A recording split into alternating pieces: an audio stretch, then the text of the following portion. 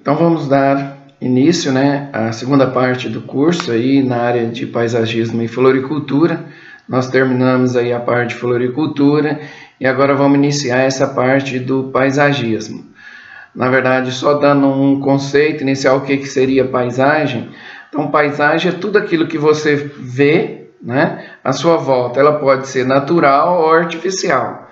Ou seja, tudo aquilo que você vê com a presença do homem, mudando ela de acordo com as suas necessidades, e também para o embelezamento. Então, a paisagem é tudo isso que a gente está vendo ao nosso redor. Nós podemos espaços com as mudanças do homem e também a parte artificial, que é a parte antropológica que nós chamamos aí da paisagem.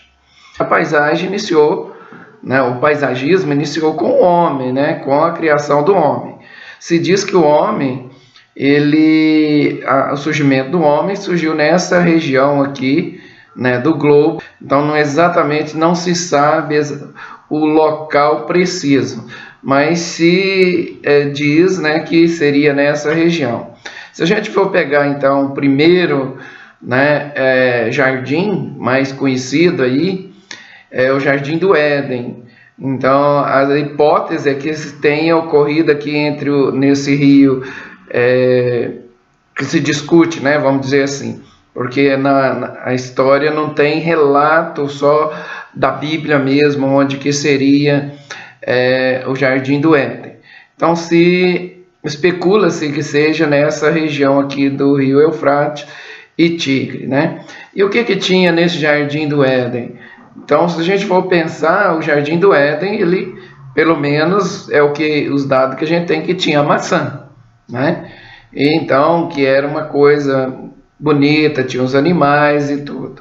Então seria a região do Tigre e Eufrates, nessa região aqui, na região hoje, atualmente, dita de Israel. Mas de relatos mesmo que a gente tem, históricos, de marcos mais antigos, a gente tem aqui nessa região onde o homem fixou, que é a região do Egito, atual Egito, que é uma região muito fértil, muito plana e rodeado pelo deserto, mas que o rio tem enchentes e a fertilidade permitiu o homem se tornar nômade. E ele se tornando nômade, começaram a construção e também a produção ou plantio de árvore. Então, nessa região aqui, a gente tem os primeiros relatos de jardins, e são os jardins do Egito. Isso aí em torno aí de 2000 anos antes de Cristo. Então, o que caracterizava esses jardins? A caracterização dele básica era que ele era orientado pelas linhas cardeais, era bastante simétricos, onde tinha aí os estudos da astrologia, então o relógio do sol, então tinha nesse jardim. Então basicamente esse é um ponto fundamental, essas linhas deles. E depois veio também a mitologia, deuses, que tem muitas estátuas também nesses jardins. Mas uma característica bastante importante também é que essa região é uma região muito árida, próxima do deserto. Então, essa característica moldou esses jardins um pouco. Esse jardim veio fazer parte, então, da casa.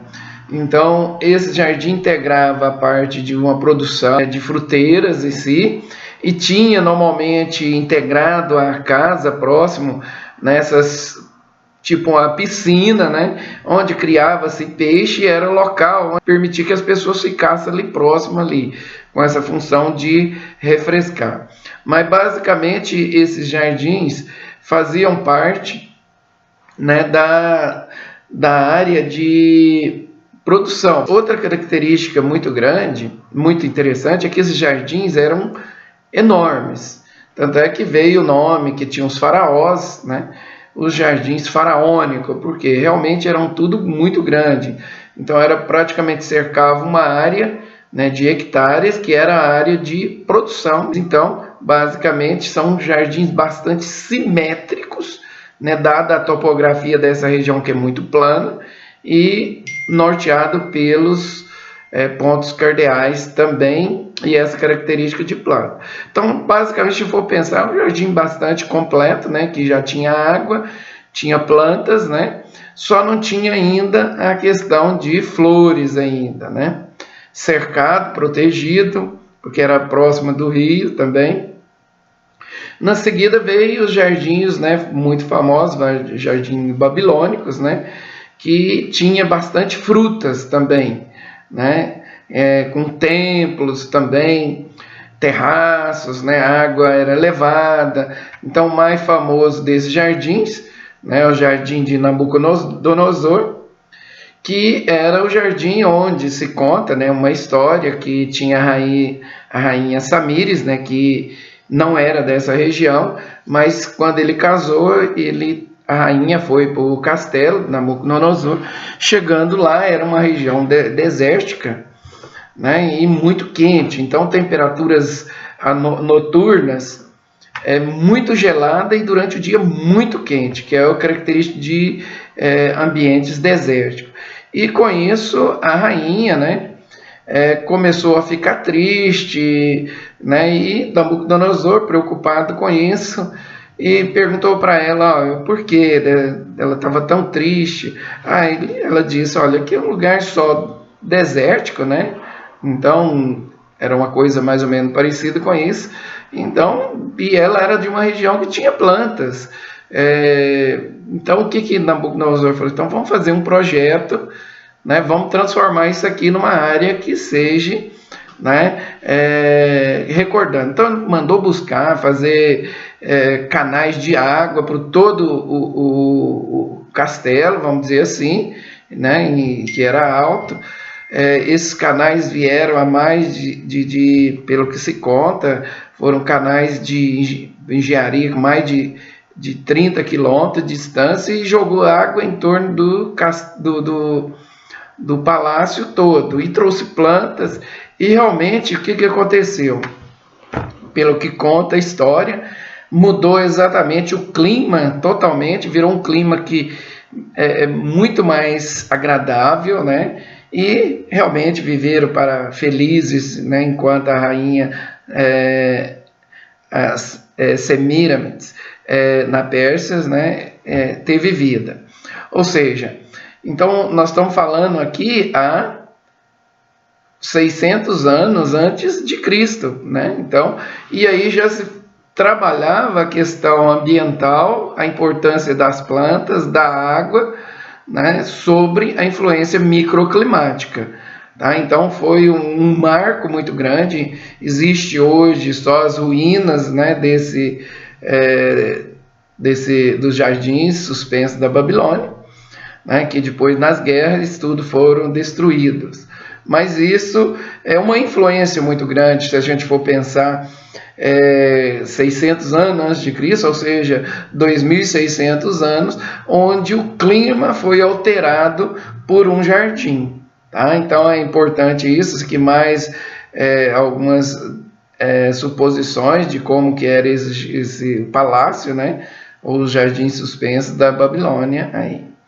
Ou seja, uma obra faraônica. Imagine você conduzir água numa distância muito grande, né, e não tinha bomba, não tinha eletricidade para levar água nessa parte mais alta aqui.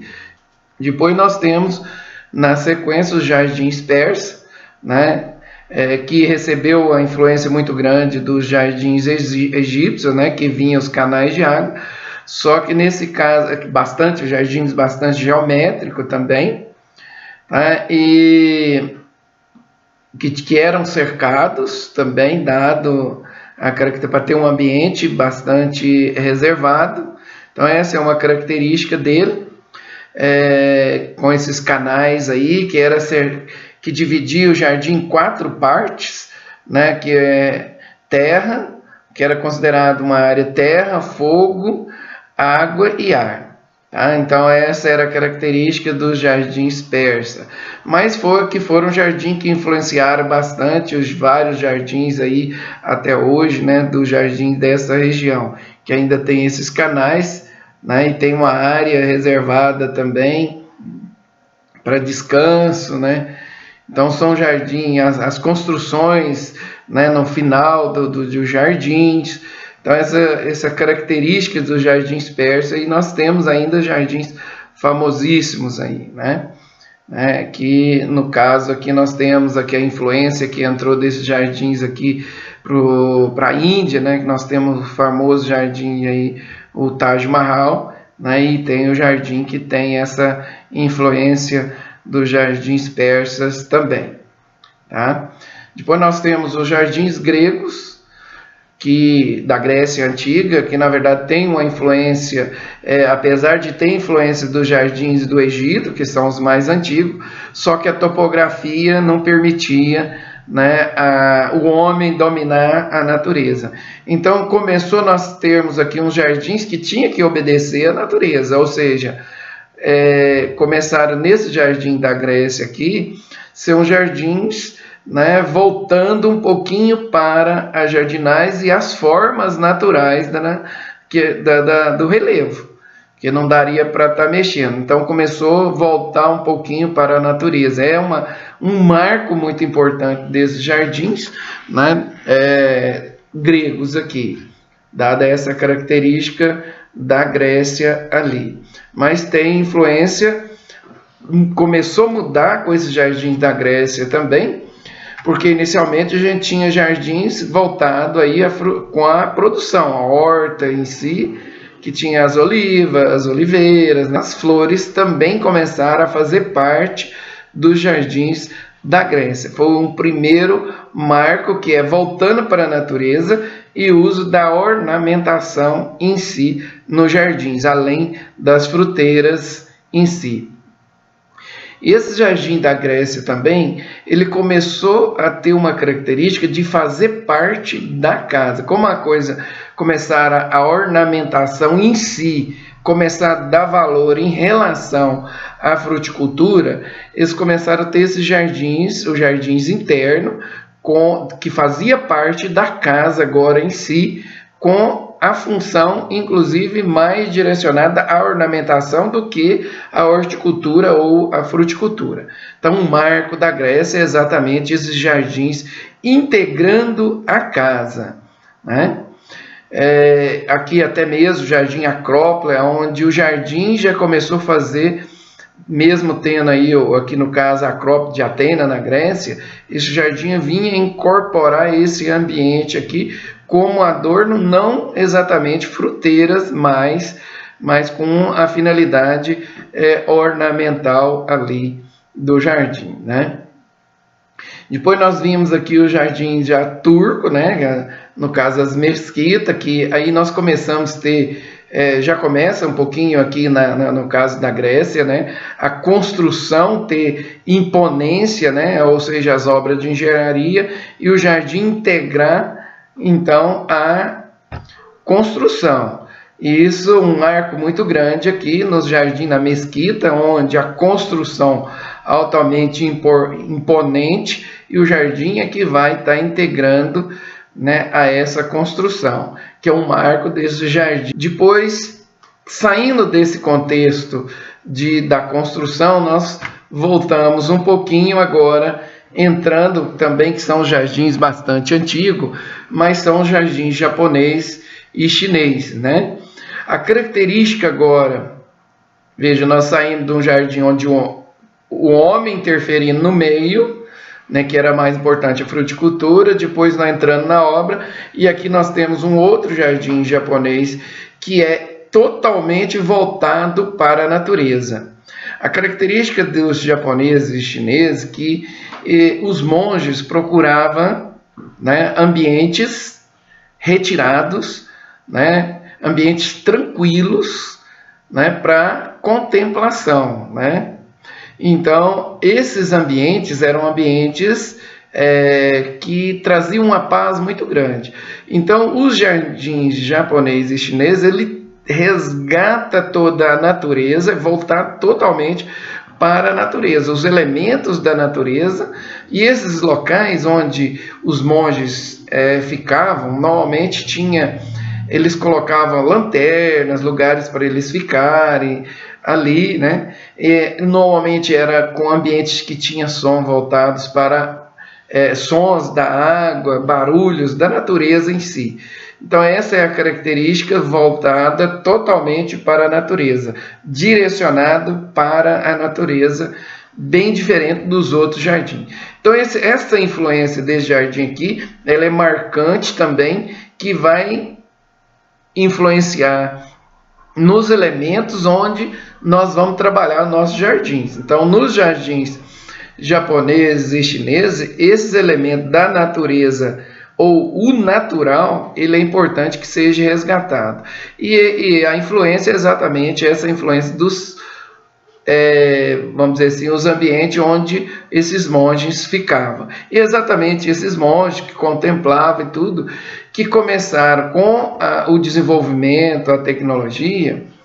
Então, vamos supor, dentro do Japão, do crescimento das grandes cidades, aí esse resgate, procurar resgatar esses ambientes, trazer esse ambiente para dentro da cidade, né, para se fazer esses ambientes de contemplação, né, dentro da cidade. Então essa é a característica desses jardins japoneses, né, onde na construção a gente sempre trabalha aí um ambiente de uma água em movimento, não água parada, né, e alguns ambientes com essas características das plantas que tinha na natureza, né, que aqui no caso os bambus, né, correntes, pedras, às vezes até pontes, né, porque esses ambientes que os japoneses usavam eram aqueles ambientes que ia para a montanha, né, então tinha muitas pontes até chegar nesse, então acaba sendo elementos desses jardins, então essas pontes aí também. Depois, saindo desses jardins mais antigos, né, mas que influenciam os jardins até hoje, a gente vem para a história novamente, pegando os jardins romanos, da Roma antiga. Então a Roma, na verdade, ela acabou, o Império Romano, ele indo para essas áreas do Egito, essas áreas da Grécia, tudo virou Império Romano. E tudo que tinha de cultura, de mais bonito, os romanos acabavam saqueando aquilo e levando para a Roma antiga. Então, resgatava algumas esfinges, aquelas menores, aquelas mais bonitas, aquelas estátuas esfinge, isso foram pondo nos navios e levando para Roma. E isso acabaram dentro de Roma também. Tinha os escultores, os artistas do mundo todo, então eles acabavam trazendo esses artistas para a Roma. E foram tinha que criar algum espaço, na verdade, para essas esfinges, esses estátuas e tudo. Então, na verdade, esses jardins romanos, inicialmente, era uma praça, não tinha planta nenhuma, né? E colocava-se essas esculturas. Só que esses espaços acabavam sendo um espaço que não é um espaço tão gostoso. Então você vai nessas praças romanas, né? Então é um ambiente hora do sol quente, é um ambiente claro. Então isso aí só de óculos escuros. Então é um ambiente bastante, vamos dizer assim, áspero, né? Que não é um ambiente agradável aos olhos, ou um ambiente voltado, não tem nada de natureza. Então, inicialmente, a influência, nós temos jardins, considerados jardins romanos, que não tem uma planta. No entanto, dado esses arquitetos, começaram a verificar que não, isso aqui precisaria trabalhar um pouco mais, né? Então veja a característica desse jardim, aquela fontana, né, que ainda existe desse jeito até hoje, não tem espaço para planta, né, existe essa piscina e essas esculturas, né, que é aberto à visitação, tá certo? Outras áreas também desses jardins que não tem uma planta sequer. No entanto, esse ambiente acaba sendo influenciado, começaram a colocar planta nesses locais também, né? E essa influência da Roma antiga, né? Aqui nós temos ainda a Praça de São Marco, não tem simplesmente uma praça, mas famosíssima aí de Veneza, não tem uma planta. Temos aqui também a Praça São Pedro, né, dos Jardins Romanos, que é uma influência também sem nenhuma planta. No entanto, atrás, depois, as coisas foram mudando, os jardins viram que isso aqui é um espaço simplesmente, né? Depois nós temos aqui os jardins que começaram a entrar planta, a influência das culturas, plantios, aqui no caso, aqui os padres e todos trouxeram também, aí no caso, fruteiras, uvas, cultivo de uva, e começaram a produção. Então esses jardins de Roma antiga, eles com o desenvolvimento começaram a aproveitar esses espaços também junto para horticultura, trazer plantas também. E aí foram dando os jardins romanos que deram origem aos jardins italianos.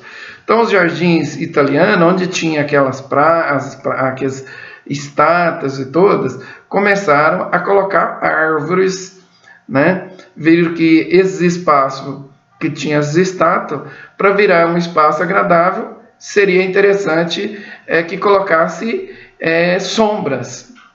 E aí plantaram-se muitas árvores, e essas árvores começaram a fechar, né? E aí começaram, inclusive, a topiaria, para que essas estátuas ficassem, pudessem ser vistas, né? Na verdade, então precisaria podar essas plantas. Então começaria a influência também dos jardins romanos, que é a topiaria. Então a influência da topiaria, uso, né, domínio das plantas, né, aí verificaram, foram dando formato a essas plantas, que deram os jardins, características dos jardins romanos, então, que deram jardins muito bonitos, né? Então essa aqui é o Jardim de Verona. Aí nós começamos a ter a topiaria, né? Nós temos as estátuas, né? Veja aqui as obras, né? E os jardins. Então o objetivo aqui era as esculturas, né?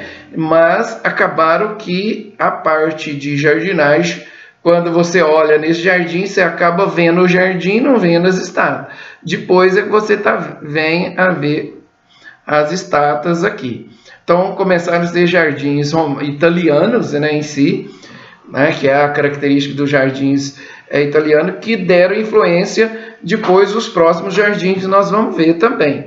Veja que é um jardim que requer uma jardinagem muito intensa. Esse jardim tem que estar podando o tempo todo para ele manter esses formatos aqui, tá? Então a obra de arte, né, começar a sobressair em plantas do que as próprias estátuas aqui.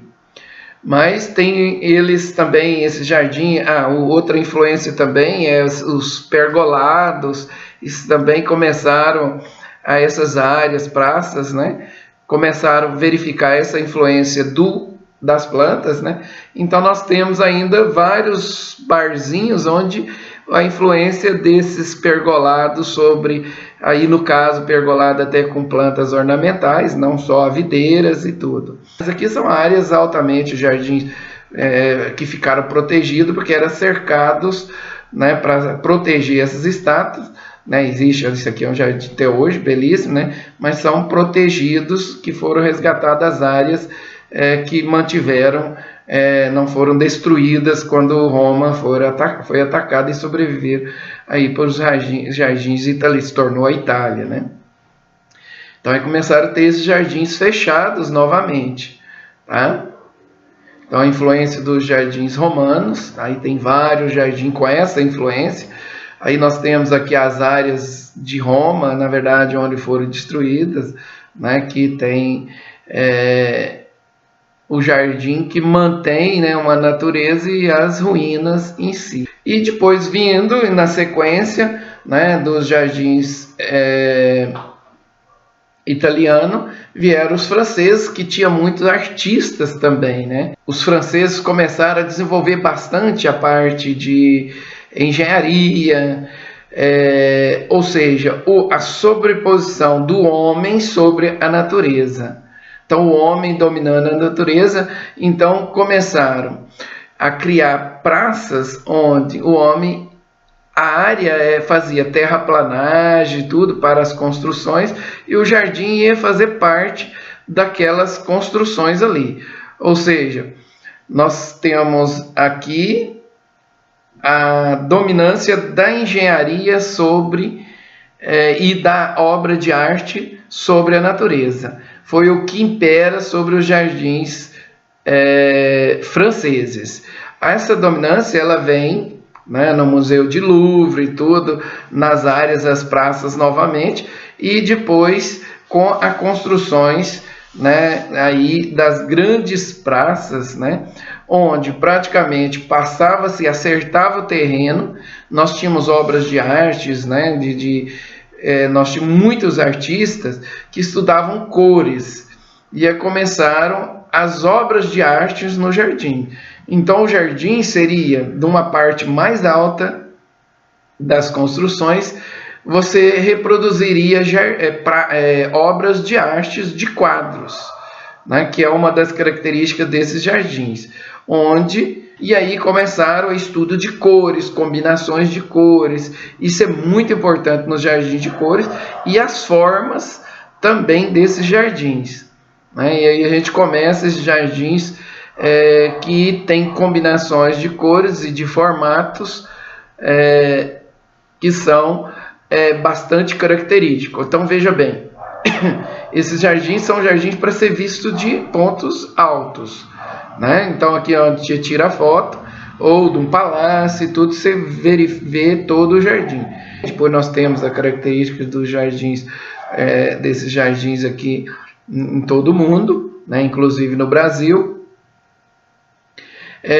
Aqui também na Áustria, né? A dominância do homem sobre a natureza. Então a característica desses jardins franceses. Então o que dá para a gente observar desses jardins franceses? Aqui no caso o Palácio de Versalhes, e esse jardim, que são um jardim muito grande, né? Quem vai na França, se não for nesses jardins que nós estamos mostrando aqui, né, praticamente que não foi na França, né? Então, que é o Jardim de Versalhes. Então, o metrô passa, inclusive, debaixo aqui. Nós temos um ponto de saída do metrô próximo para a gente estar entrando nesses jardins aqui. Mas veja bem, a importância do homem sobre os jardins é tão grande. Olha aqui, os jardins são feitos em vasos. Uma planta dessa aqui, se ela estragar, então nós temos planta alta, planta baixa, então um formato específico, isso que mantém o ano todo. Se uma planta dessa aqui estragar, né, ou der um problema, uma doença, vem um trator, retira essa planta, tem outra e substitui. Então qualquer época do ano que você for nesse jardim, ele está desse jeito. Então as plantas que saem e voltam para cá para manter o formato desse jardim. Ou seja, a jardinagem, o custo desses jardins, apesar de ter áreas de lagoas, né, de plantas e tudo, né, mas nós temos, imagine esses jardins aqui, ó, onde nós temos cores, formatos, tem que ser mantido o ano todo, né? Essas plantas aqui, esses jardins, basicamente, ele tem 4 tipos de plantas aqui. Esse jardim nós chamamos de jardins de estação, onde o ano todo, você chega aqui, mudou de hoje para amanhã, muda a estação do ano, esses jardins aqui mudam as plantas totalmente. Então você chega hoje, amanhã você muda, tem outras plantas aqui. Durante a noite eles fazem a substituição dessas plantas, são produzidas essas plantas nas estufas, e quando muda a estação eles fazem o replantio. Então são plantas que nós chamamos plantas de estação, que duram normalmente floridas 3-4 meses por ano. Como são 4 estações, eles mudam as plantas 4 vezes ao ano. Então são jardins muito caros, né, para a manutenção desse jardim, manter esses formatos, essas topiarias, essas colorações. Isso acaba sendo um jardim de difícil manutenção. Veja um jardim desse aqui, sempre mantém vermelho e verde, né, e todo podado, Então, e essas topiarias, então, um jardim extremamente caro. Mas veja que são a dominância do homem, né? É um quadro com esses formatos e cores aqui. Né? Então, aqui novamente, um jardim desse formato. Nós temos uma área de praticamente alguns deles de horticultura, mas são jardins belíssimos, né? Mas jardins de que requerem o homem estar o tempo todo nele ali. A ideia é que dessas partes mais altas, onde a rainha, o rei, conseguia ver todo o jardim ali. Aqui a mesma coisa, mostrando mais uma visão desses jardins aí de influência francesa. Então, toda essa influência do homem sobre a natureza, e depois nós vamos voltar um resgate. Depois nós vamos entrar a Inglaterra, né? Entrando para a Inglaterra já no século aí 18, nós temos aí toda a Inglaterra se transformando. A parte de madeira que tinha foi destruída as matas, as madeiras todas para fazer embarcações. Então nós temos o domínio, né, dos ingleses, né, saqueando os piratas, saqueando o resto do mundo, né, e trazendo riquezas para a Inglaterra. E o problema é que a Inglaterra, na verdade, se tornou um país da navegação e tudo, influenciando também, que não tinha uma ilha, basicamente. Toda a parte de mata da Inglaterra foi sendo destruída. E, na verdade, o hobby dos ingleses era o quê? Era a caça. Né? E, então, o que acontece? A caça acabou não tendo muita riqueza e não tendo o que caçar mais. O hobby do inglês. Aí começaram os jardins ingleses, que eram áreas voltadas para a natureza, recuperar matas, né, áreas de jardinagem, que era campos de golfe e tudo, mas áreas voltadas com animais, exatamente para incentivar o esporte da caça. Então essa é a característica básica dos jardins ingleses, é recuperar a natureza que foi destruída pela sua, né, pela devastação que eles mesmos fizeram, mas eles começaram a ter que resgatar essa natureza. Então uma característica dos jardins são esses gramados, lagos, né, e a parte que mantém a manutenção da natureza. Então é comum nos jardins ingleses você ter os jardins com animais, que serve também hoje, né, para você estar passeando com uma criança, você sempre está vendo um animal ou outro solto ali, esses pequenos animais. Acaba sendo uma das características desses jardins ingleses. E também a outra característica ao lado dos palácios, né, vários gramados grandes e plantas que nós chamamos plantas. Então, no jardim inglês, nós temos roseiras, gramados e a parte da natureza. Então, o resgate dos jardins, todo jardim fala tem gramados, plantas destaques, né? E depois a natureza são a influência dos jardins ingleses. Voltando então agora para um pouquinho mais próximo da gente, os jardins tropicais. Que característica a gente poderia resgatar desses jardins? Nos jardins tropicais, a gente tem a temperatura alta. Então, sol muito intenso, nós estamos mais próximos do Equador. Então, e a questão da umidade, já que nós temos umidade, possibilidade de criação de plantas altas para ter sombra e também áreas com água, que é a característica de áreas tropicais. E aí a gente teria as plantas de áreas mais aquáticas, né? Que é a característica desses jardins. Aqui, só vislumbrando, os jardins tropicais na Praça de São Paulo começaram a ter algumas características desses jardins ser muito fechado, né? E a visão de um lado para outro na praça diminuía. Essa é uma praça característica né, onde nós temos aqui que era um jardim muito fechado. E aí permitia a pessoa se esconder aqui, ter assalto, no caso de São Paulo, desse jardim. Esses jardins começaram a ter uma outra influência, que aí tinha muita árvore, área cercada, que foi a limpeza geral desses jardins nas partes de baixo, para permitir, né, que ter uma visão, ou seja, ter um posto policial do lado de cá, ia ter visão de toda a área. Então, inicialmente fechado, depois voltou a resgatar a mesma área, mas não com visão mais distante, tá? Aqui desses famosos jardins aqui, o mais famoso deles, vamos dizer assim, né, o Horto de Maruípe, né, em Vitória, é um jardim tropical muito característico, com plantas, né, e essas características todas, e também a Orla de Santos, né, que foi uma área que não era tão valorizada, e quando fizeram o Jardim Burle Marx, criou esses jardins aqui, é o que projetou basicamente os jardins, ou projetou Burle Marx como vamos dizer, o paisagista do Brasil. Por quê? Quando ele fez esse jardim, na verdade, ele era um arquiteto, estudou na Alemanha, conheceu vários jardins, a parte de arquitetura e tudo, e quando ele voltou, mas ele era apaixonado com plantas brasileiras, e começou a produzir plantas brasileiras, né? Plantas do nosso clima.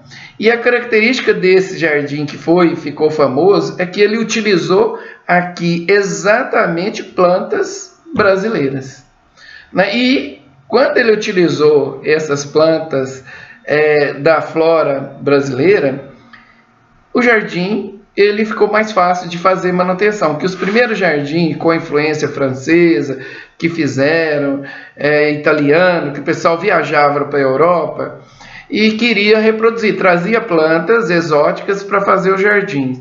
Esse jardim requeria uma manutenção muito grande, né, e era um jardim muito difícil de manter e substituir planta o tempo todo. Quando foi feito esses jardins aqui, com plantas brasileiras, isso virou um local onde o pessoal de fora vinha para o Brasil e vinha exatamente para ver plantas que eram brasileiras. E se tornou um palco, né, de atração turística a nível de Brasil, né? E a partir dali ele se tornou famoso, né?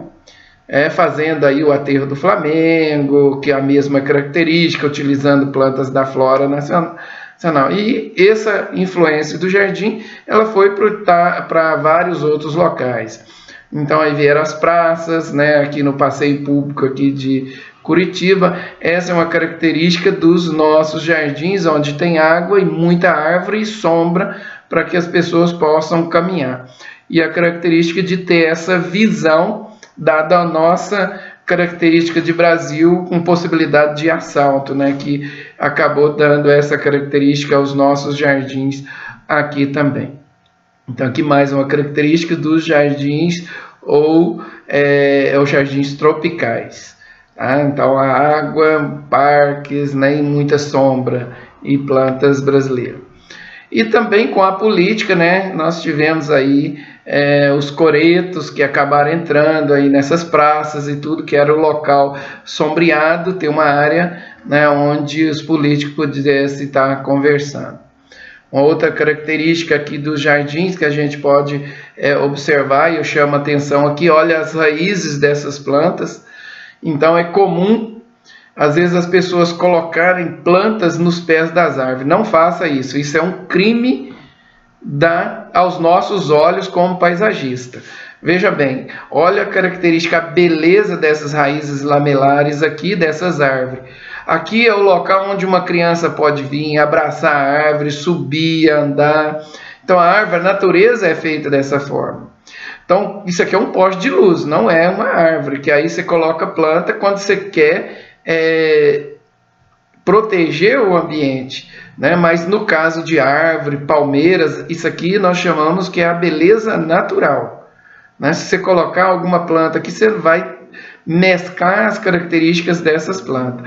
Então, a beleza das árvores estão aqui, é exatamente o natural que a gente vai estar deixando ali. É importante que essas raízes aqui também, ela tenha a característica, quando eu falo raízes lamelares, então ela vai estourando o ambiente, tem que ter espaço para essas plantas desenvolverem também. Se eu fechar o ambiente, ela vai estourando todo a parte de cimento, construção, então tem que ter espaço para que essas árvores desenvolvam. Então, muitas praças normalmente são construídas em homenagem a um político ou alguém que está querendo fazer uma homenagem. Aí o recurso chega para a construção e deixa-se um local onde se coloca o busto.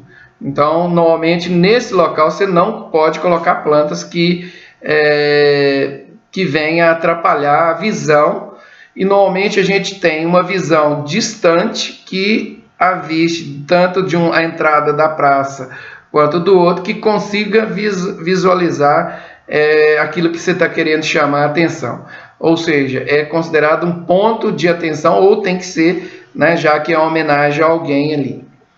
Aqui na nível de Brasil também nós temos vários jardins, praças aqui, com jardins que é feito por Burle Marx, mas com uma influência francesa.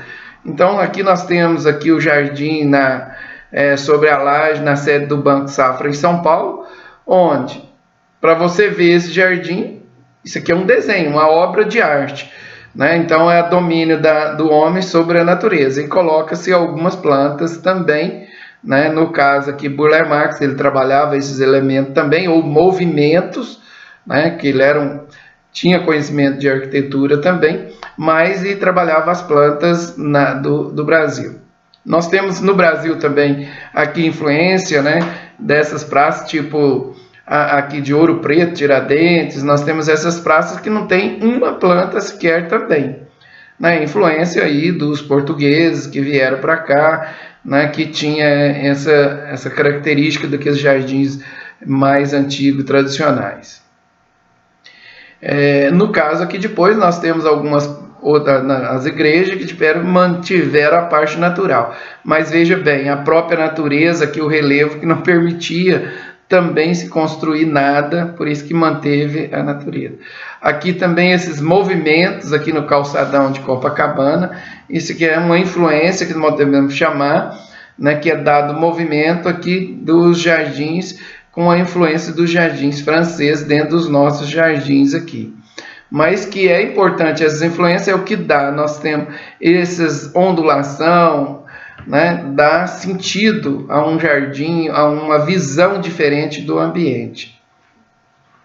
Aqui nós temos um espaço, né, esse aqui na Praça de Santo André, no projeto de René Lévy, que é também de Burle Marx, característica de Burle Marx, né, com plantas que é a característica dele, com as plantas do nosso clima, mas com influência de outros jardins aqui todo, ou elementos de outros jardins, ou histórico de outros jardins que ele conhecia. Então, é mais para a gente ter uma visão geral de todos esses jardins, né, de elementos. É importante agora que vocês façam uma relação de todos os elementos que te chamou a atenção em cada tipo de jardim, para quando você for trabalhar um jardim, você consiga ter ideia, né, da cultura da pessoa. Vamos supor, você vai estar trabalhando um jardim para alguém de origem árabe, então você vai resgatar alguma coisa daquela região, ou alguém que morou na França, alguma parte do jardim, alguma influência, tudo aquilo que chama a atenção para o nosso íntimo, né, ou nossa tradição, né, então isso acaba sendo elementos que nós temos que trabalhar dentro da cultura de cada nação, e dentro daqueles elementos a gente vai estar trabalhando aqui no Brasil, e a gente pode trabalhar no nosso jardim, que nós vamos trabalhar estilos de jardim na próxima aula, mas que os estilos a gente vai trabalhar, mas com elementos de vários locais. Então a gente fica por aqui, depois na próxima aula a gente já vai trabalhar um pouquinho mais esses estilos praticamente, para a gente entender de todas essas informações que nós temos, como usá-las.